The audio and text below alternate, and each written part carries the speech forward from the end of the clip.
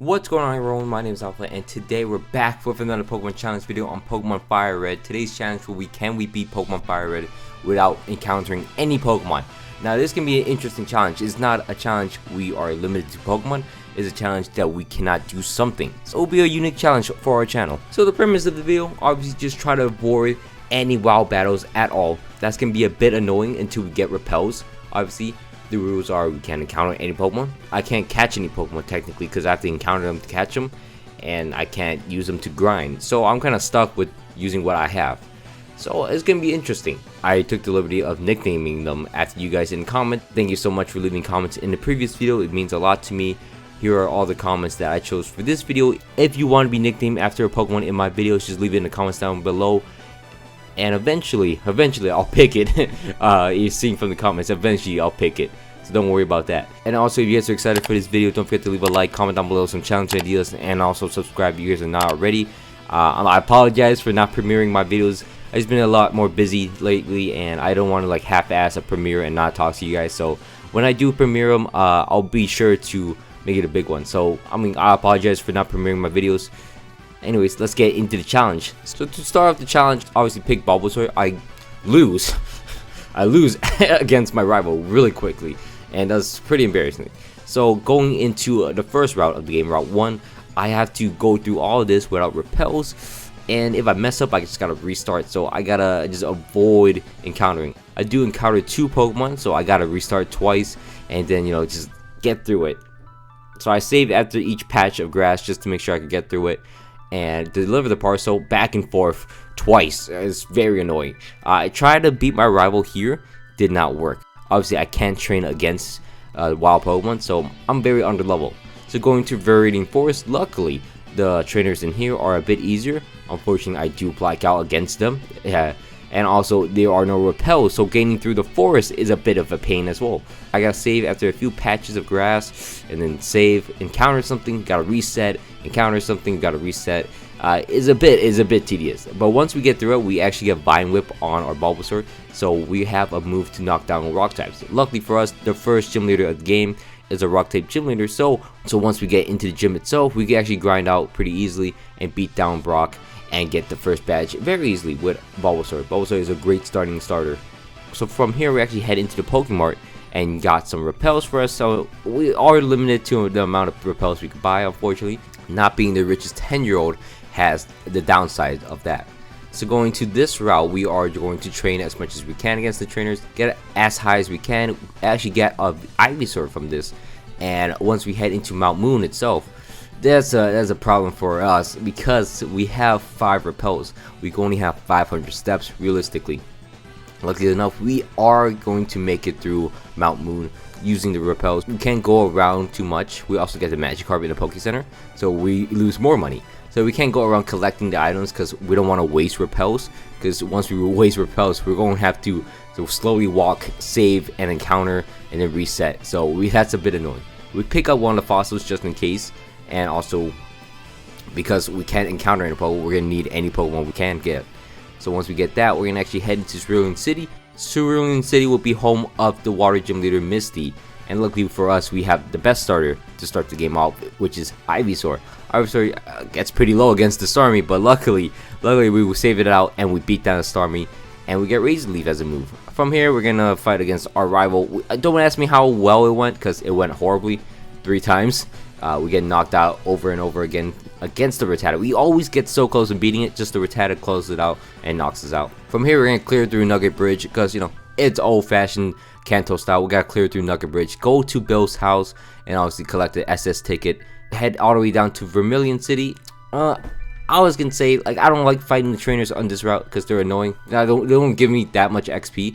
But also, avoid them is actually going in the grass, and I don't want to mess with the grass. It's going to be annoying. It's the worst situation. I'm stuck between a rock and a hard place. So, yeah. But once we head into the SSN, we beat down our rival one more time. We get HM03, which is cut.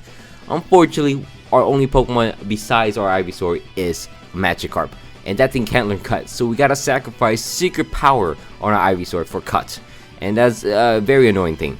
From here, we're going to head into a Surge's gym. We actually found the trash can really fast, and then just boom, we went to Surge. We beat down Surge, which is thankfully super easily.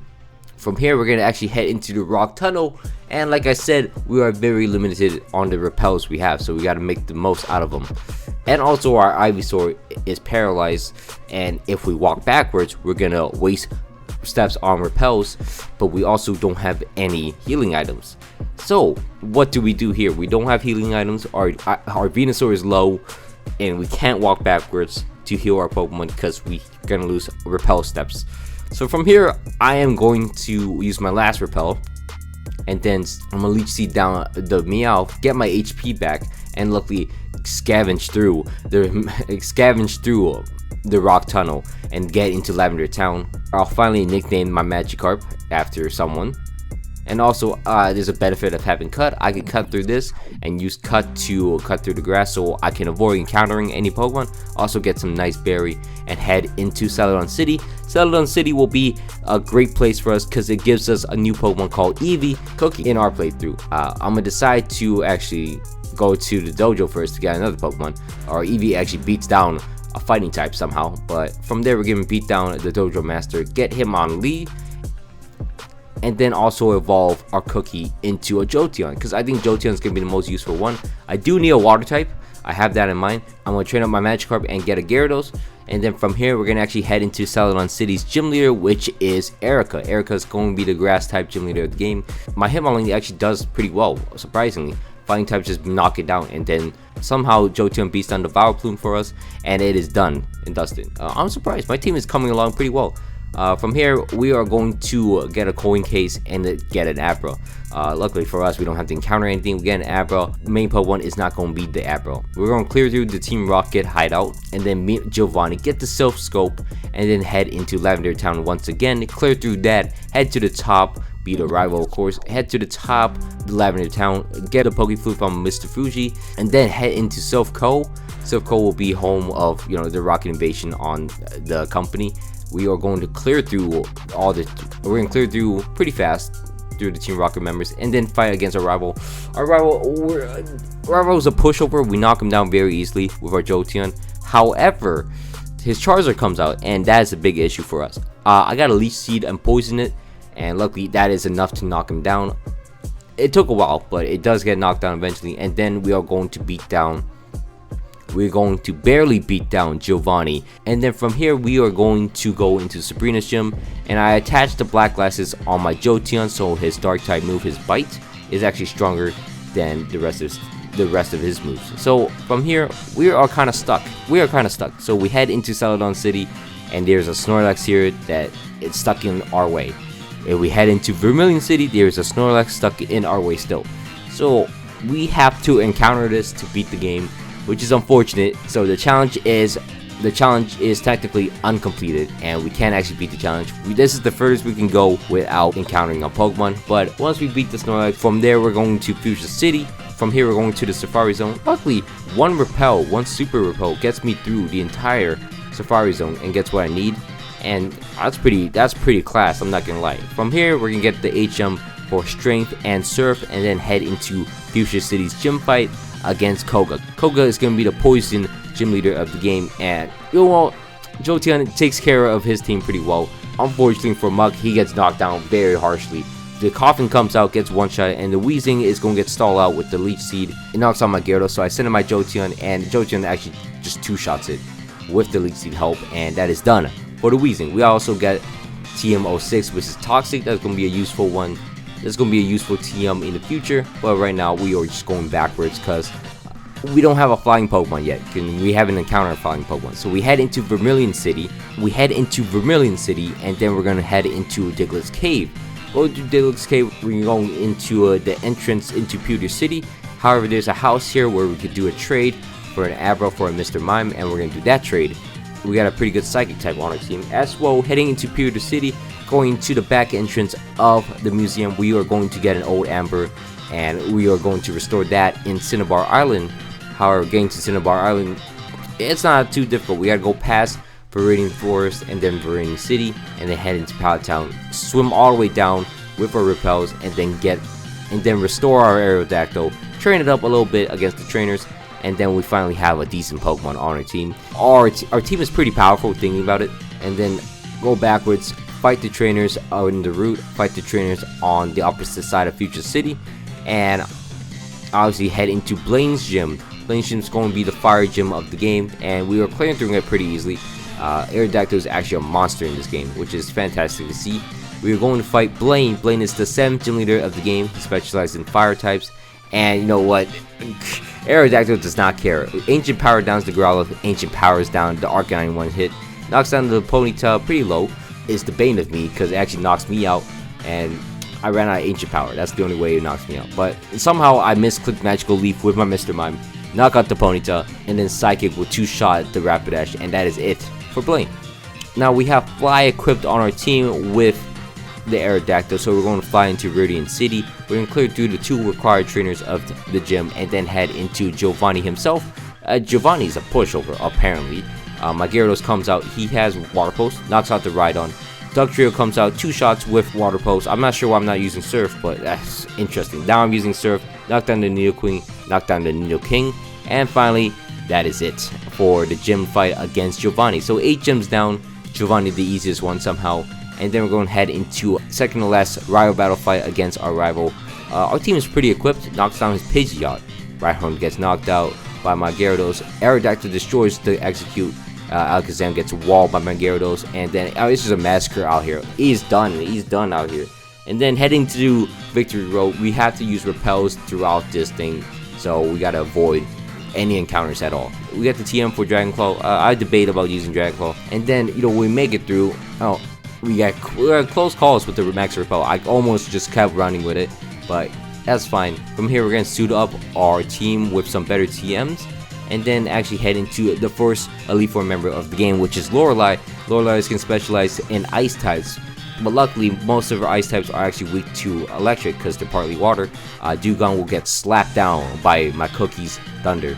Cloyster comes out, same situation. It's not gonna change. Slowbro comes out. I don't understand what she's doing. Slowbro gets completely killed.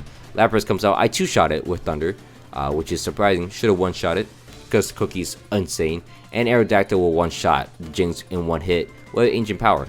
From there, we're gonna actually head into Bruno. Bruno, as always, gonna be very easy for us. So we're gonna surf down the Onix and then send out my Aerodactyl against his Hitmonchan. Fly does not kill in 1 shot. He also lowers my speed. Now I look like a fool. 2 shots to Hitmonchan with Wing Attack, and then I'm gonna send out my Mr. Mime. Mr. Mime actually 2 shots to Machamp, which is, you know, doesn't even take a hit with Cross Chop because it missed. And then 2 shots to Hitmonlee for us, if it survived a hit, but it couldn't survive a hit and it's done.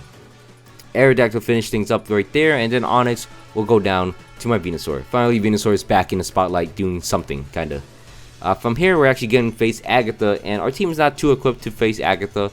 Luckily for us, Calm Mind, Psychic will knock down the first Gengar, and then go back, comes out. I outspeed it, knock it out, and he just decides to send out all the Pokemon I could beat. So Psychic knocks down the next Pokemon.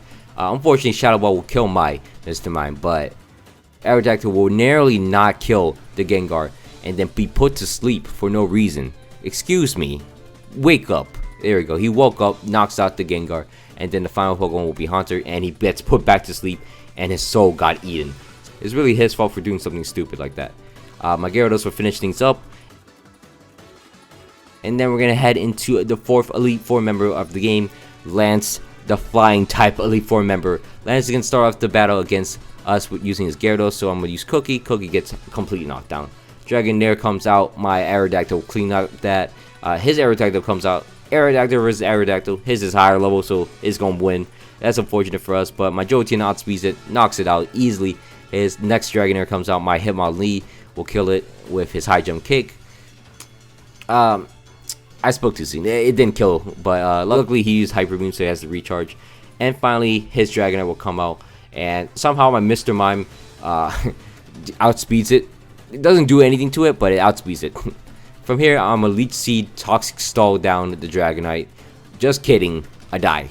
Just kidding, I die, and I Thunder it. Of course, Cookie gotta save everyone's life against this Dragonite. So from here, we're gonna actually head into the champion fight of the game. The champion fight will start off with Pidgeot. I'm gonna start with my Cookie. Cookie will Thunder it down and knock it out. Rhydon comes out. I mean, Gyarados. I chose Hyper Beam for no reason. give him a chance to win, I guess. A bad chance. I'm such an idiot. Why do I use Hyper Beam against a Rhydon? Luckily, Venusaur finished things off and Razor Leaf it. Alakazam actually comes out. I'm gonna use Ancient Power, and then Wing Attack doesn't kill it. I'm trying to Wing Attack it down. It's gonna hit me pretty hard with Psychic and then Future Sight, and then I just got Hyper Beam, boom, crit it. Just no reason to Hyper Beam, honestly. Then the Gyarados comes out. Shockwave. I mean, I wasn't trying to miss, so Shockwave it knocks it down. I took a Future Sight. Aerodactyl was kind of stupid, and then crits the Executor. I'm like, oh, that just happened. When his Charizard comes out, I'm like, okay, this should be easy. Thunder it. Just eventually Thunder will hit. 3 Thunder misses, and I'm like, oh no. Do I Toxic Stall? Hopefully, do I Toxic Stall? Oh, it just kills me. It just kills me. Ooh, what do I do? 2 of my Pokemons are low. Mr. Mime, go out there, just do some damage. Hopefully, misses the first Fire Blast. Misses the second Fire Blast.